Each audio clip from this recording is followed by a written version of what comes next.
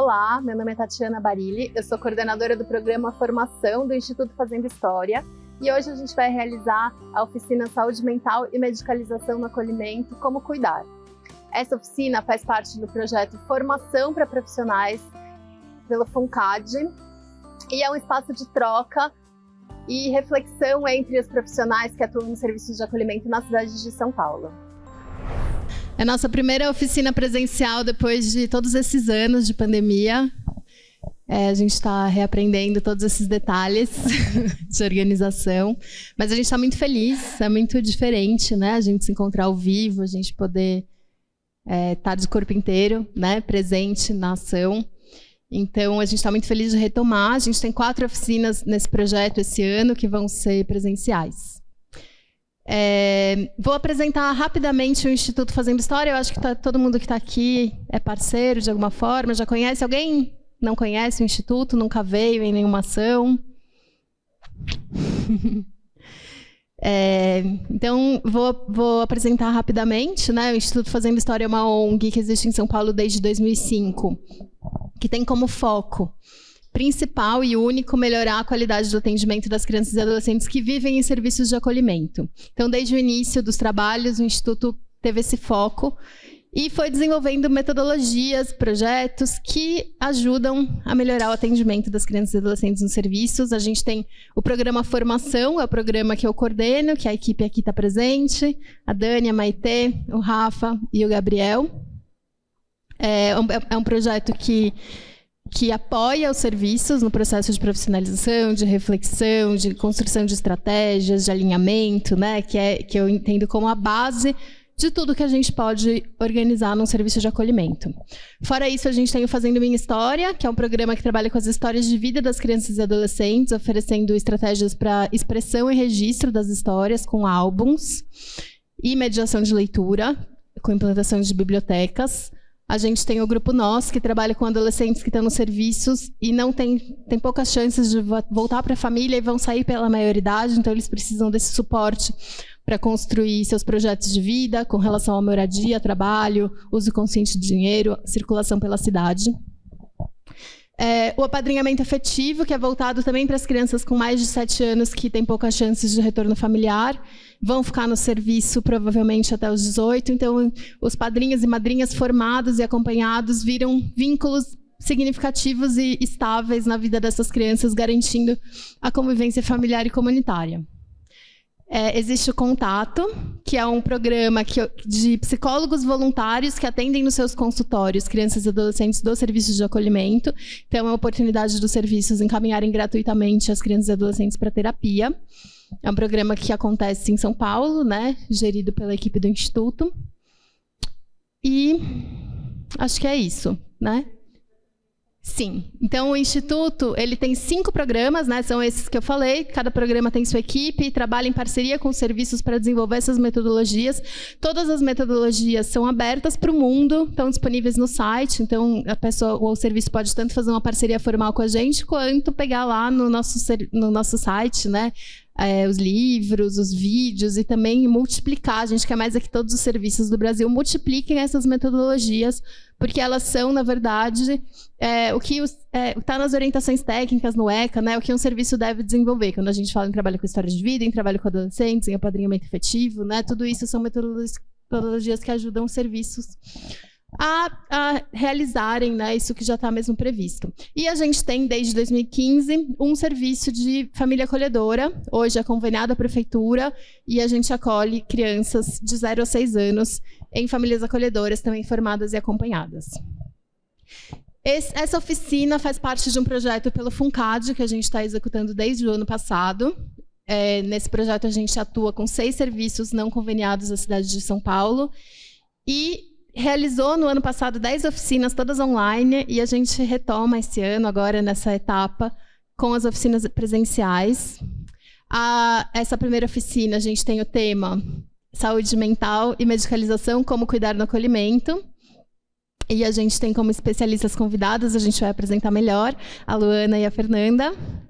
E a gente vai ter uma primeira parte, para quem nunca participou das oficinas, a gente tem uma primeira parte apresentação dos especialistas e a gente, depois do intervalo, faz um trabalho de conversa em grupos, para a gente poder trocar as nossas experiências, contar como que é essa questão no serviço, pensar estratégias conjuntas e voltando para as nossas instituições, podendo multiplicar também isso que a gente pensou no encontro de hoje. Tá bem? Então, bom encontro para todos e todas. É muito bom estar aqui com vocês. E eu vou convidar, então, para começar a Fernanda, né?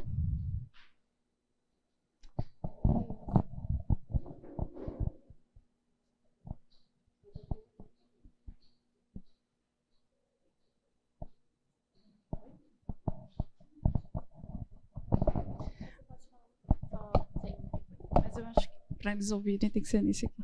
Esse aqui é para gravar. Boa tarde, gente.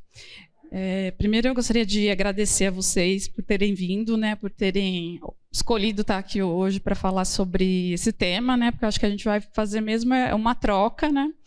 Eu acho que nós viemos aqui como convidados especialistas, mas eu acho que todos nós temos muito conhecimento já sobre isso. Eu acho que vocês, na experiência de vocês aí no trabalho, e especialistas, eu sempre digo que são os pacientes, né? Porque eles que têm a vivência, né, do sofrimento, acho que são eles os especialistas aí da vez. Mas eu queria agradecer vocês e vou me apresentar. Meu nome é Fernanda, eu sou psiquiatra. E para vocês entenderem um pouquinho de onde que eu falo, né? Eu tenho uma formação de medicina e psiquiatria na USP, então tive uma formação muito biológica, muito tradicional, e dentro da psiquiatria mais hegemônica, que lida mais com medicação, né? Entendendo os distúrbios, aí, o sofrimento mental como algo biológico.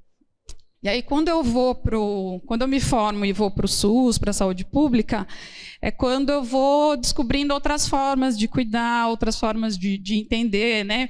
Entro aí no campo da saúde mental, conheço mais a reforma psiquiátrica, e a partir daí eu fui modificando, né, a minha forma de trabalhar, eu fui construindo outros saberes, trabalhei na atenção básica, trabalhei no CAPS adulto. E agora eu estou há 4 anos num CAPS infanto-juvenil, que é o do Quixote, não sei se vocês conhecem, ali na Vila Mariana, né? Que é uma referência assim, por conta das oficinas, né? Eu trabalho com grafite, com crianças em situação de rua. Então, o meu percurso assim, é muito mais na saúde pública, e eu trabalho com um olhar mais crítico em relação às questões da psiquiatria hegemônica. Então, eu trabalho meio contra a corrente assim, dessa psiquiatria, que vai entendendo as questões como o sofrimento mental como algo muito mais biológico e um olhar muito mais voltado para a medicação, né? Principalmente tratando aí da infância. Então, aí, o meu tema é esse, né? Saúde mental e medicalização na infância. Eu vou trazer aí um pouquinho para vocês do como se processa a medicalização na infância, o que é isso, qual a importância disso, e como que a gente pode pensar em alternativas, né? E quem tiver alguma dúvida durante a minha fala pode falar, pode levantar a mão, perguntar, não tem problema, tá? Não é nada muito rígido, é só para orientar mesmo a discussão. Pode passar. Tá dando para ler aqui o... Então, esse quadrinho eu vi esses dias, eu não sei quem é o autor, porque estava cortado, eu vi na rede social, no Instagram, que tem muita coisa inútil, mas tem essas coisas legais também. E eu achei muito interessante, porque ela usa poucas palavras, mas eu acho que, para mim, transmite muita coisa, né? E em relação à medicalização, quando eu olho isso, para mim, esse quadrinho me traz muito sobre o que é a medicalização, né? Então, você tem uma criança com um comportamento aqui, está se debatendo no chão, chorando. Uma pessoa que vem de longe pergunta, né, mas o que ela tem? E o outro responde, né, ela tem 3 anos. É uma coisa extremamente simples, mas eu acho que traz muito do movimento, né, de como se processa a medicalização, né? Quando essa pessoa chega, vê uma criança tendo um comportamento que pode ser esquisito, pode não ser, um comportamento está se debatendo no chão. A pessoa olha e já fala, mas o que ela tem? Ela não está perguntando, o que aconteceu com essa criança? Ela tem algo, né? Ela já está trazendo o implícito de que a criança tem algo, que para ela estar se debatendo no chão caída, necessariamente ela tem algo, e aí ela pergunta o que ela tem, né? E a outra pessoa, que talvez seja o pai, responde, ela tem 3 anos, né? E acho que quando ele dá essa resposta, ele inverte totalmente o pensamento e a visão que o outro está trazendo de que a criança necessariamente tem algo e que aquele algo é estranho, que necessariamente a criança tem algo de patológico ou de esquisito nisso. Então, acho que resume bem o movimento da medicalização, né, que é quando você olha uma determinada situação e necessariamente você já vê aquilo como patológico, e não se questiona, não faz outras perguntas antes, né? O que aconteceu com a criança? Por que ela está reagindo assim? Quantos anos ela tem? E você já vai direto no que ela tem, né? E esse outro movimento que ela tem 3 anos, eu acho que é uma coisa que a gente precisa treinar, né? Que é ter esse outro olhar, mesmo em situações que tudo indica que deve ter algum problema, ou que a criança ou o adolescente tem algum problema, mas acho que a gente pode tentar fazer essa inversão, que é o que ele faz quando ele responde, ela tem 3 anos, ele muda totalmente o que o outro estava pensando, né? Tanto que acaba sendo engraçado por conta disso, né? Porque ele faz uma virada aí no pensamento, né? Na forma de olhar a criança. Aí aqui eu coloquei algumas palavras que são algumas questões que a gente tem que avaliar quando a gente pensa em saúde mental, acho que adulto e criança, mas em criança mais ainda, né? Então, desenvolvimento. Então, uma coisa que é essencial aqui. Aqui essa criança tem 3 anos. Outra coisa seria se a criança tivesse 10 anos ou 11 anos. Então, qual é a faixa etária dessa criança? Como que está o desenvolvimento dela? Ela tem um desenvolvimento que está esperado para a faixa etária dela, ou não, né? Isso é importante para a gente conseguir avaliar se há realmente, de fato, uma questão de sofrimento mental ou não. O contexto, né? Então, onde que essa criança vive, onde que ela mora, como que é a família dessa criança, ela está numa situação de vulnerabilidade, ela tem alimento, tudo isso vai interferir aí na saúde mental. A cultura, socialização. Então, a criança frequenta a creche, não frequenta, é socializada, teve uma socialização boa com a família, tem vínculos com o pai, com a mãe, passa por situações de violência, passa por situações de alguma outra vulnerabilidade. E aqui a história de vida da criança, que é onde a gente vai trazer o indivíduo mesmo, né? Tentar olhar para cada criança como um sujeito diferenciado e olhar para essa história para tentar compreender, através dessa história, o que está acontecendo com a criança. Para, a partir de tudo isso, pensar, existe um diagnóstico aí ou não, né? Ou a gente tem um monte de fatores que estão levando a criança a ter certas atitudes que a gente pode trabalhar de outra forma, né? Pode passar, Gabi. E aqui, para definir bem aí o que é a medicalização, transformar em uma questão médica, biológica, uma questão que é social humana. Então, a questão da medicalização não é só a questão de dar medicação, né? Até agora eu não falei nada de medicação. Estava falando de como se olhar para o comportamento da criança e como se avaliar esse comportamento. Quando você medicaliza, eu acho que é bom a gente lembrar daquele desenho anterior. É aquela pessoa olhando e falou, o que ela tem? Né? Qual é o diagnóstico dessa criança? A gente olhar para alguma questão, uma criança que tem um comportamento violento, por exemplo. E não pensar, né, como que é a vida da criança nessa família? Ela sofre agressões, né? A família dela se relaciona de forma violenta?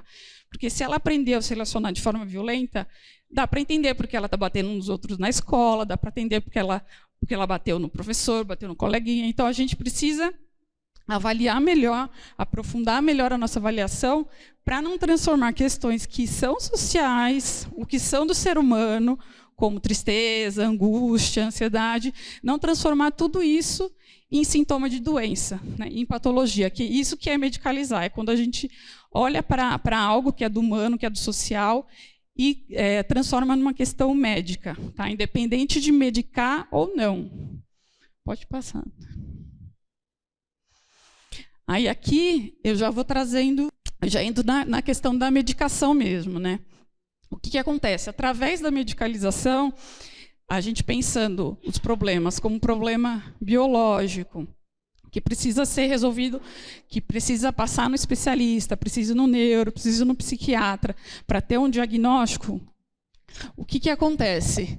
A gente está numa situação de um excesso de medicação, né? O problema não é a medicação em si, né? A gente precisar, algumas situações, vai ser necessário usar a medicação, né? Mas eu acho que sempre de uma forma racional e com muita avaliação, com muito cuidado, principalmente na criança e adolescência, porque a gente nem tem estudos suficientes com essa medicação para usar na quantidade que a gente usa, no tempo que a gente usa, né? Então, hoje em dia, a gente tem um excesso de uso. A medicação que está aqui, está em inglês, né? É a Ritalina, que é uma medicação que está absurdamente, está sendo usada cada vez em números maiores. Acho que nos Estados Unidos isso aumentou muito, e o Brasil, que segue muito o padrão dos Estados Unidos em termos de psiquiatria, também tem tido um aumento gigantesco do uso de Ritalina, né, em crianças. A Ritalina, que é uma medicação já tem mais de 40 anos, mas que voltou à moda, e aí com o diagnóstico do TDAH, ela vem se proliferando muito o uso da Ritalina, né? Então, o que acontece? O processo de medicalização é você olhar para aquilo e achar que a criança tem alguma questão, algum problema. Quando essa criança passa num especialista, um neuro, um psiquiatra, a chance dessa criança sair dali com um diagnóstico hoje em dia tem sido uma chance muito alta, né? Porque as avaliações são feitas de maneira muito rápida. Muitas vezes, na primeira consulta que a criança passa, já é dado medicação, que é uma coisa que eu questiono bastante, porque eu acho que a gente precisa olhar a criança mais vezes e ter o histórico dela melhor avaliado para a gente poder iniciar uma medicação. E, a partir dessa quantidade de diagnósticos enorme que a gente está fazendo, a gente vai proliferando o uso das medicações. E a Ritalina, hoje em dia, tem sido uma das campeãs, mas tem a risperidona também, que a gente tem usado bastante, que é um antipsicótico, e é um antipsicótico que não tem estudo suficiente na infância para a gente estar usando. Tá? Muito menos a longo prazo, né? Porque quando a gente introduz para uma criança a risperidona, é provável que ela fique anos usando. Tá? Então, é uma coisa que a gente também precisa pensar, que quando a gente introduz uma medicação psiquiátrica, em geral, ela vai ficar muito tempo. Né? Dificilmente fica meses, é muito difícil.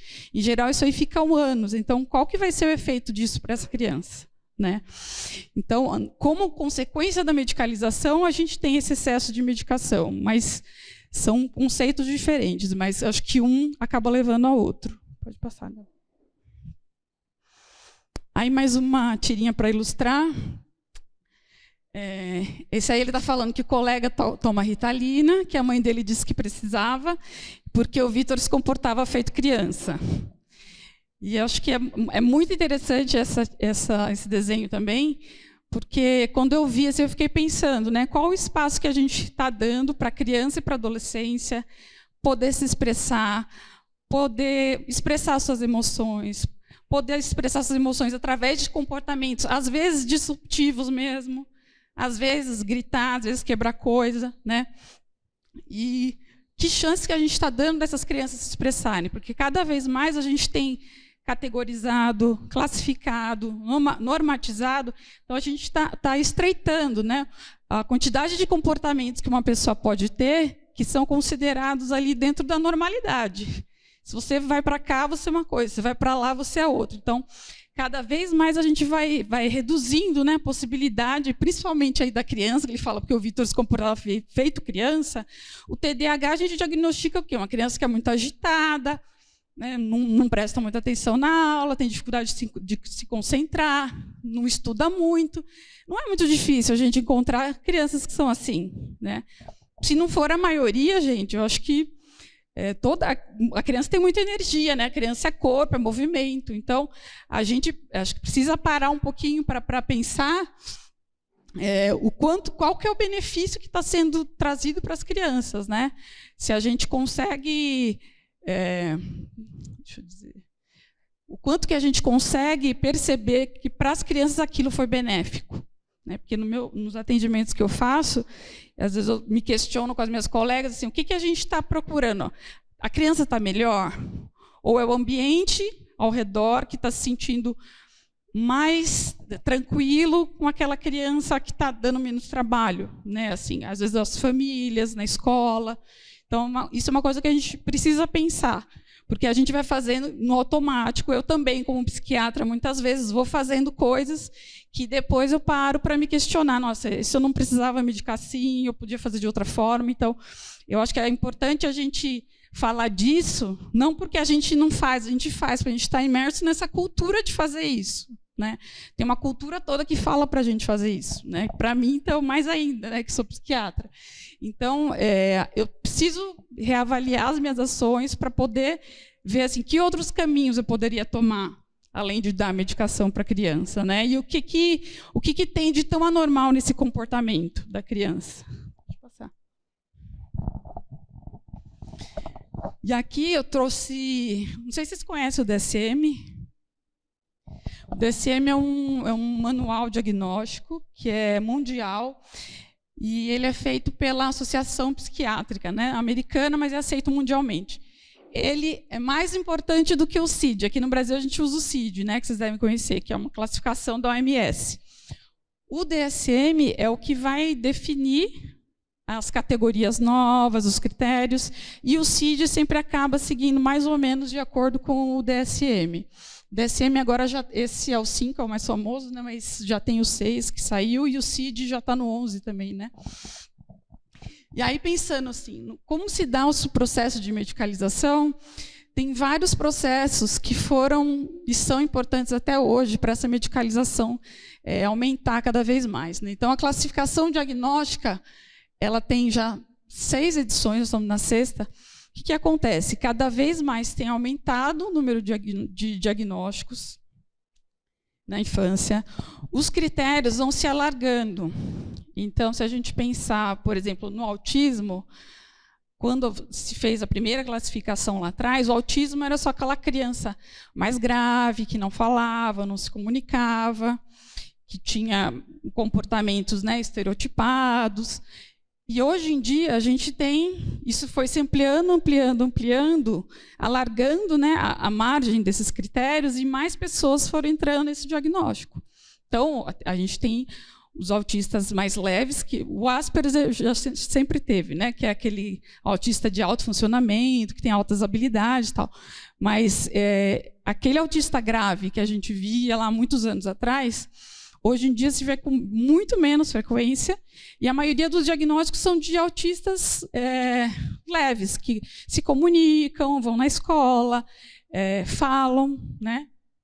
Tem uma boa habilidade de comunicação, mas o que foi acontecendo? A gente foi alargando os critérios do diagnóstico, né? E isso vai fazendo com que cada vez mais pessoas tenham um diagnóstico, e tendo um diagnóstico, essa pessoa vai ter uma terapia indicada, que pode ser medicamentosa ou não, né? Mas também pode ser uma ampla gama de terapias aí que vai sendo desenvolvida, e isso também é medicalização, né? Não é só medicação, mas uma variedade de terapias hoje que se oferece para as crianças e para os adolescentes.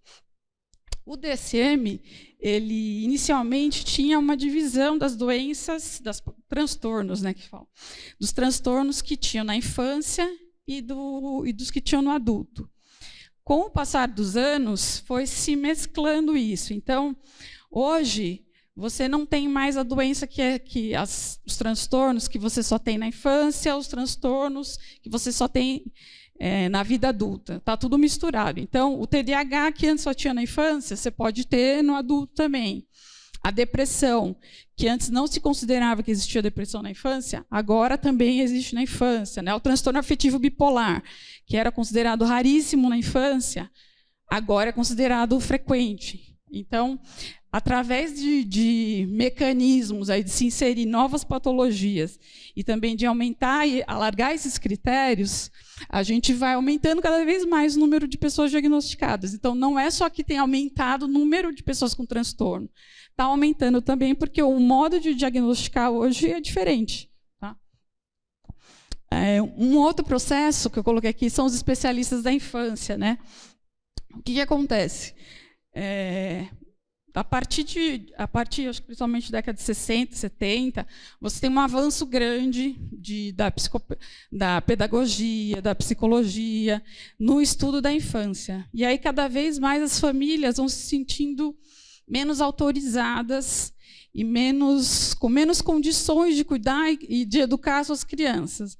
Então, as situações de conflitos que ocorrem dentro da família, que antes eram resolvidas dentro da família, hoje a família leva para um especialista. Então, leva para um psicólogo infantil, leva para o pedagogo, leva para o neuro, para o psiquiatra infantil.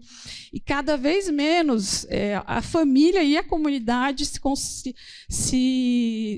considera capaz de cuidar dessas crianças, né? E essa perda de capacidade, na verdade, não perderam a capacidade, perderam a propriedade, o entendimento que tinham sobre isso, né? Acho que entendimento sobre sua própria capacidade. Na verdade, os pais podem cuidar dos filhos.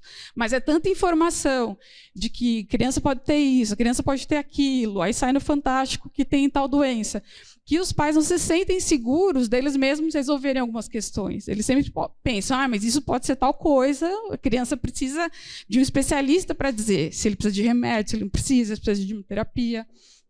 Então, com esse desenvolvimento dos especialistas da infância e esse, vamos dizer, afastamento, né, da comunidade e da família, dessa capacidade de cuidar das crianças, foi se aumentando também esse processo de medicalização, porque antes situações que se resolviam dentro de casa, começa a ser levado sempre para o especialista olhar. Outro processo aqui, que até acho que a Luana vai falar um pouco mais aqui, é sobre o neoliberalismo, que é um sistema econômico em que a gente vive, mas ele influencia diretamente no processo de medicalização, porque ele vai definir também formas de viver, formas de estar no mundo, formas de se comunicar, né, ou como que a gente deve estudar, o que a gente não deve estudar. Porque o neoliberalismo ele vai incentivar o individualismo, que a pessoa tenha performance, que a pessoa tenha produtividade, que ela invista em cursos, porque aí ela vai valer mais, o currículo dela vai valer mais, né? Como se cada pessoa fosse uma empresa, né? E isso vai acabar tendo bastante consequência aí na medicalização, principalmente nos adultos também, mas na infância, se a gente pensar a Ritalina como uma medicação que melhora a performance, né? Não necessariamente a criança que toma a Ritalina ela tem uma doença que você está tratando, mas que ela vai melhorar a performance porque ela aumenta o foco, aumenta a concentração e diminui a atividade motora, né? Tanto que, entre universitários, o uso de Ritalina é altíssimo, porque eles entendem, eles percebem, experimentam, né, e veem que melhora a performance deles quando eles tomam, independente de ter algum problema de saúde mental ou não.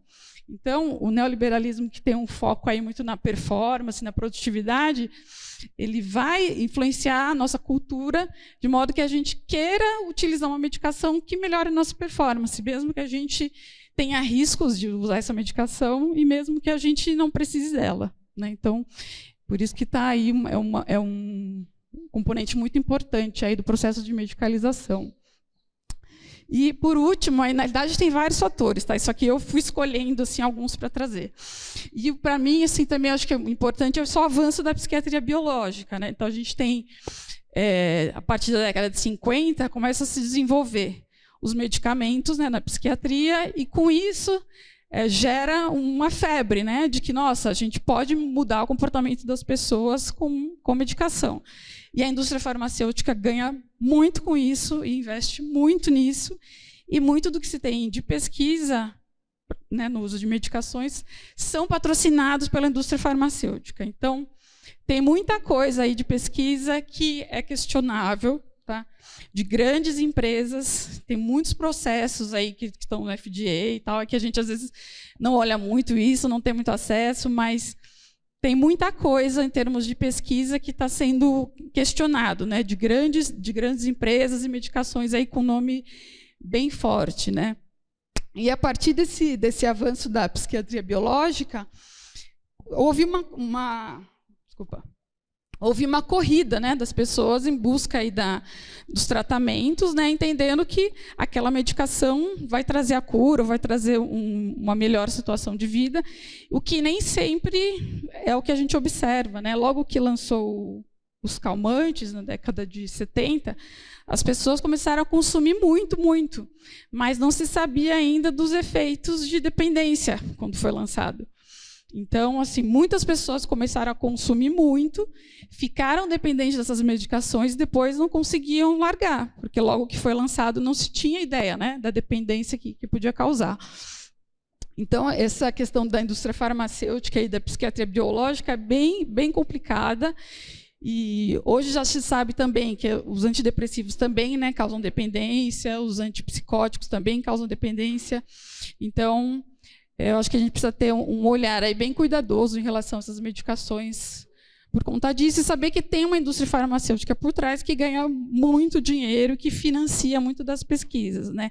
E que dificilmente uma pessoa que está sendo financiada pela indústria farmacêutica, eu acho que é difícil a gente dizer se, né, qual o grau de neutralidade, né, dessa pesquisa. Pode passar aí. Eu trouxe um trechinho desse filme, mas eu não sei se...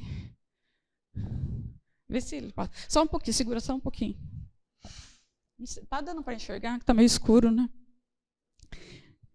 Eu trouxe 2 minutos só do filme. A legenda, gente, está em inglês, mas nem precisa da legenda. Esse filme, o nome do filme chama System Crasher, e já é bem interessante você ver que no Brasil veio como transtorno explosivo, tá? Porque System Crasher, em inglês, é a pessoa que rompe com o sistema, né? Então, ela é considerada um filme alemão e é uma menina de 9 anos. É sobre essa menina que ela vive num abrigo porque a mãe não consegue cuidar dela porque ela é muito explosiva e tem várias questões aí de comportamento e mais uma família muito complicada. E essa menina, ela detona em todos os lugares onde ela vai, ela não consegue ficar com nenhuma família. E o nome em inglês é System Crasher, porque é considerada uma menina que acaba com o sistema, não se sabe o que fazer com ela. E em português já veio como transtorno explosivo, quer dizer, já veio como um diagnóstico, né? Para mim já diz muito, né? Do que já se olham para a menina e já deram um diagnóstico, muito diferente do nome original, né? E aqui é um trechinho que essa menina está na escola e tem umas amiguinhas fazendo um bullying com ela, tá? E eu quero só que vocês vejam um pouquinho do comportamento dela, o que acontece depois. Esse trechinho eu não consegui achar legendado, mas, enfim, acho que o que precisava ver é isso mesmo. Ela está na escola, as meninas fazendo bullying com ela, ela levanta, né, quebra o nariz da outra, bate. E a cena seguinte, ela está cheia de eletrodo na cabeça, está sendo investigada, alguma questão neurológica da menina. E sendo que no filme a gente está vendo, né, que ela tem toda uma questão social super complexa, a mãe tem muitos filhos, teve vários padrastos que eram violentos, tem uma história de abuso, tem 1000 coisas, né? Mas aí quando ela tem um comportamento agressivo na escola, ela tem um atraso, né, na escola, uma dificuldade de aprendizado. Aí quando as meninas brincam, ela bate, aí ela imediatamente, outra cena está cheia de eletrodo. Assim. Então, acho que diz muito de como a gente olha as questões da saúde mental na infância. Esse filme, se vocês puderem assistir, estava na Netflix, não sei se está ainda. É muito bom, muito pesado, e ele não traz conclusões óbvias, assim, né? Acho que ele tem muitos eles vão tentando muitos caminhos aí com o que fazer com a menina, mas acho que ele é muito real, que acho que traz um pouquinho da nossa realidade, assim, né? De a gente às vezes tentar várias coisas com a criança, né? E parece que esse não dá certo, esse não dá certo, esse não dá certo. Mas a gente continua tentando, né? A gente não vai desistir, assim. Mas eu li uma crítica sobre o filme que o crítico se queixava disso, de que era muito pessimista, que não trazia um bom, né? Não trazia, como se a menina não tivesse uma possibilidade, né, de melhorar. Mas eu acho que eu gostei muito, na verdade foi isso que eu gostei mais, porque ele não traz uma resposta. O filme, né, cabe, a gente não sabe. E é muito como a gente trabalha mesmo do dia a dia. A gente vai tentando uma coisa, tentar outra, e a gente continua naquele processo de tentar, e nem sempre a gente chega em algum momento em alguma solução. Mas a gente vai estar sempre ali com a criança, né? Que é isso que o filme mostra. É muito, muito bacana esse filme. E aí, assim, eu trouxe algumas consequências da medicalização. Nossa, acho que eu estou passando um pouco, né, do tempo. Mas eu vou falar rapidinho aqui. Tem os efeitos colaterais, né, das medicações, pensando mais assim, em coisa mais concreta. A curto prazo e a longo prazo.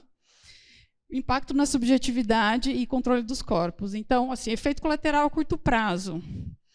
Tem um monte que você possa imaginar, mas sonolência, diminuição ou aumento de apetite, irritabilidade. Algumas crianças têm dificuldade de concentração, dependendo da medicação, né, que estão tomando. Outras crianças ficam apáticas.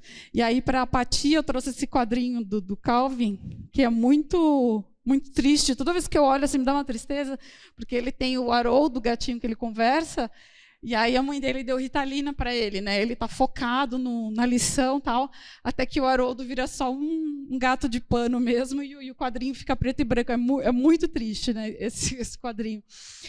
E eu acho que mostra também um pouco do que se perde, né, da infância com essas medicações, porque a infância também é um momento do onírico, do sonho, da fantasia, né? Então, a gente dando a medicação para a criança, o que a gente tira disso, né, da capacidade da criança fantasiar, ter uma relação com a realidade, mas através do sonho da fantasia, que é uma característica da infância mesmo, né, principalmente até os 6, 7 anos.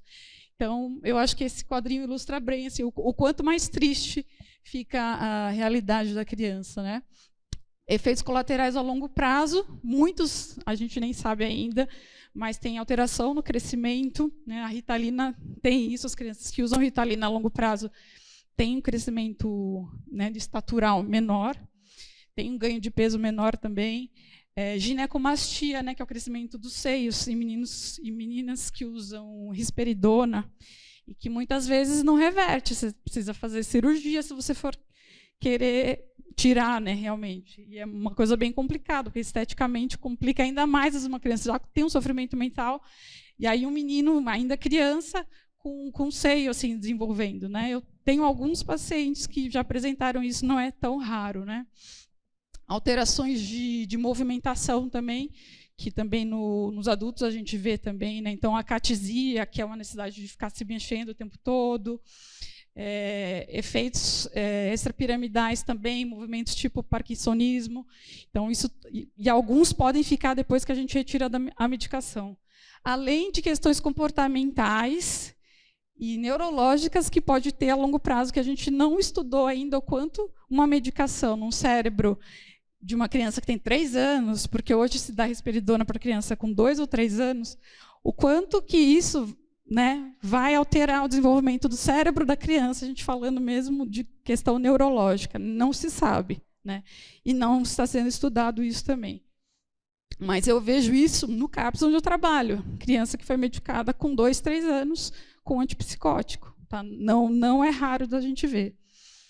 E o impacto na subjetividade, que talvez seja o mais importante até, né, do que os efeitos colaterais físicos, né, que é o quanto a criança se sente incapaz de controlar seus próprios comportamentos e de lidar com os próprios sentimentos, né? Porque a partir do momento que ela entende que ela tem uma doença, ela tem uma alteração química no cérebro dela, que causa aquilo, ela se torna um ser passivo em relação àquilo, né?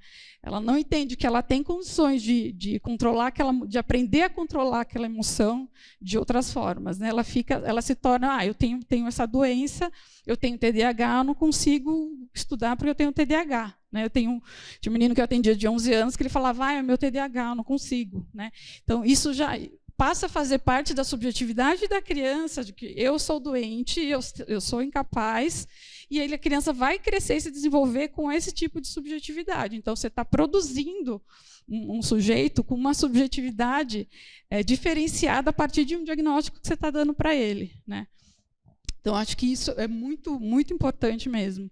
E controle dos corpos eu coloquei aqui porque, como a gente mostrou como eu mostrei naquele desenho que está a Ritalina, o menino preso dentro da Ritalina, a medicação, a gente faz uma contenção química, né, da pessoa. A gente faz um controle daquele comportamento que está sendo inadequado e indesejado na sociedade naquele momento. A gente se utiliza da medicação para controlar isso. E se a gente pensar que quem tem um risco maior de ser diagnosticado como um transtorno mental são as crianças que estão abrigadas, crianças negras têm um risco maior de ter diagnóstico de psicose. Adolescentes, tem um estudo que mostrou nos Estados Unidos que adolescentes negros, quando vão a um PS de saúde mental tem uma chance maior de ser considerado esquizofrênico do que o branco.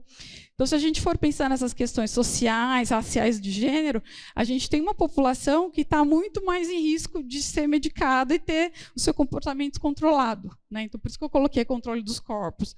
Então, os pobres, né, as pessoas negras, as mulheres, são essas pessoas que vão estar medicadas e controladas, né? Então, isso tem uma consequência ética, política, acho que muito importante para a gente pensar isso em termos de sociedade, né? Porque são as pessoas que vão ter os seus comportamentos, isso tem uma questão social implicada por trás, né? Não é só uma questão biológica, né?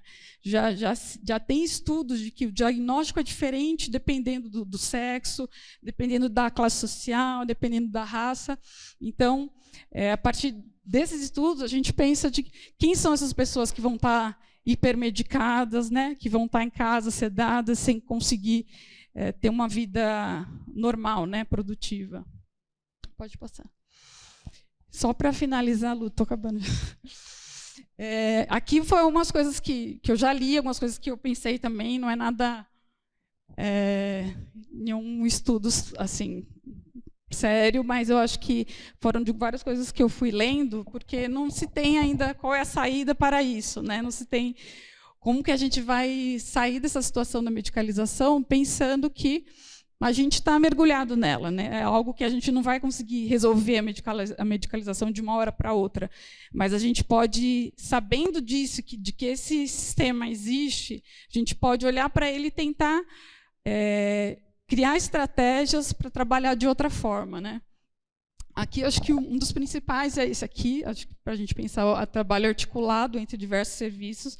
Para mim, que trabalho num CAPS infantil, os melhores, não gosto de falar melhores resultados, né, mas assim, os melhores acompanhamentos que eu já consegui fazer de criança e adolescente é quando eu estou próxima dos profissionais dos SAICAS, né, os educadores, os técnicos, quando a gente consegue se falar com frequência, consegue estabelecer reuniões frequentes, o que é muito difícil de fazer, mas é possível, né? Então, principalmente pegar os casos mais graves e tentar definir. Teve um caso que eu fazia reuniões quinzenais com a equipe, né, que trabalhava com aquela criança, além dos atendimentos da criança. Então, você estando perto dos serviços, eu acho que isso facilita muito, porque tem a angústia também, né, que os educadores, né, e os profissionais estão com a criança nos SAICAS, nos abrigos, tem uma série de angústias, uma série de dificuldades de lidar com aquela criança que a gente fazendo essas reuniões, eu acho que vai facilitando muito mais, e eu também vou entendendo mais como que funciona aquela criança, como que funciona aquele adolescente, porque quem conhece mais é quem está com a criança no dia a dia, né? Então, acho que a proximidade, conseguir estabelecer um vínculo bacana entre os serviços, né? O trabalho em rede aí da assistência com a saúde, eu acho que é um dos principais aí que eu vejo. Já acompanhei muitas crianças que foi bem bacana assim, o trabalho, os casos que eram muito graves, que a gente conseguiu junto articular um cuidado legal para a criança, que poderia ter sido uma coisa, precisar talvez de uma internação ou de uma medicação doses muito maiores. A gente, com a proximidade, né, e com a conversa, o diálogo, a gente conseguiu ir trabalhando de outras formas com essas crianças. E aqui, outra coisa, né, que eu coloquei, a cultura das infâncias, eu acho que é uma coisa importante da gente pensar, que a infância é um momento da vida que tem sua forma própria de se relacionar com o mundo, de se relacionar com o outro, com as outras crianças. Então, a gente, não sei se vocês conhecem a Lídia Ortélio, que é uma musicóloga, que ela estuda essas cantigas de infância, né? E ela traz a importância, né, dessas cantigas de infância. Ela fez todo aí um trabalho no interior, acho que foi da Bahia, para trazer de volta, né, essas cantigas, tipo cantiga de niná, ou cantiga de ciranda, e o quanto isso é importante para a infância, né? O brincar livre, o brincar na natureza, o brincar entre crianças só, sem nenhum adulto dando regras ou mediando aquela brincadeira. Então, essa possibilidade de viver a infância, né, da maneira mais produtiva possível, acho que é muito importante a gente pensar nisso, porque hoje cada vez mais a gente vem limitando isso, né? Quando a criança vai brincar, é uma brincadeira estruturada, ou é um laptop, é um celular, e a criança perde essa possibilidade de viver essa cultura da infância, né? De estar no mato, dela mesma criar a brincadeira, né? Usar a imaginação, que acho que são coisas muito importantes aí, porque acho que perdendo isso a gente também perde muito da capacidade do desenvolvimento emocional e afetivo, e no futuro a gente acaba tendo, acho que, mais problemas, né? E aí eu coloquei o vínculo, afeto, corresponsabilização. Esse vínculo é tanto com os profissionais que atendem a criança, né, no serviço de saúde mental, quanto com os profissionais, né, tanto não, principalmente com os profissionais que estão nos abrigos, né, que estão nos SAICAS, né. Eu estava olhando um estudo que falava isso, assim, da importância de que, às vezes, um vínculo que a criança desenvolve com um profissional que está com ela no abrigo, vai ser através daquele vínculo que a criança vai conseguir se reestruturar e a partir daí ter outras relações também. Então, muitas vezes essas crianças não têm vínculo, né, com mãe, com pai, vínculos aqueles primitivos precoces mais importantes, e às vezes com um profissional do SAICA que tenha uma continuidade ali no cuidado, ele consegue estabelecer esse vínculo, e isso é fundamental para o cuidado dessa criança. E a corresponsabilização, acho que tanto dos serviços quanto da própria criança e do adolescente no seu tratamento, né? Principalmente as crianças também a partir de uma certa idade, mas os adolescentes necessariamente responsabilizar eles também e colocar que eles têm também o papel e protagonismo no tratamento deles. Eu acho que isso é fundamental, né? Sair da postura do doente para a pessoa que tem capacidades e tem também responsabilidades, né, a cumprir. Pode passar. Aqui só uma sugestão, tem alguns livros, eu trouxe até 2 livros aqui, se vocês quiserem ver. Tem esses filmes aqui que eu acho muito legal. Tarja Branca e Território do Brincar, são filmes muito bons, são nacionais, são documentários sobre o brincar. Fala só sobre o brincar, mas são incríveis. Esse Território do Brincar, são 2 fotógrafos, eles foram pelo Brasil inteiro, filmando como as crianças brincam nos mais diversos lugares. É muito, muito interessante isso, que eles fizeram registro fotográfico e filme também. E o Tarja Branca, aí são vários especialistas, psicólogos, psicopedagogos, educadores, falando sobre a importância do brincar a partir de vários olhares. E aqui alguns livros também, acho que vocês quiserem tirar uma foto aí também para anotar. Tem a Sandra Capone, que eu gosto muito, ela é filósofa, mas ela estuda muito medicalização e ela tem se debruçado agora muito em medicalização na infância. Esses livros são livros de estudo. Esse aqui, Uma Sala Tranquila, e esse Saberes Expertos, saiu ano passado. É muito interessante, mesmo que vocês não vão ler inteiro, mas assim, ler um capítulo, cada capítulo tem um tema diferente, são muito bons, aí acho que ajuda bastante. Acho que é isso. Só passa o próximo. Essa é uma frase da Lídia Ortelli, que também, se vocês puderem procurá-la, é muito legal.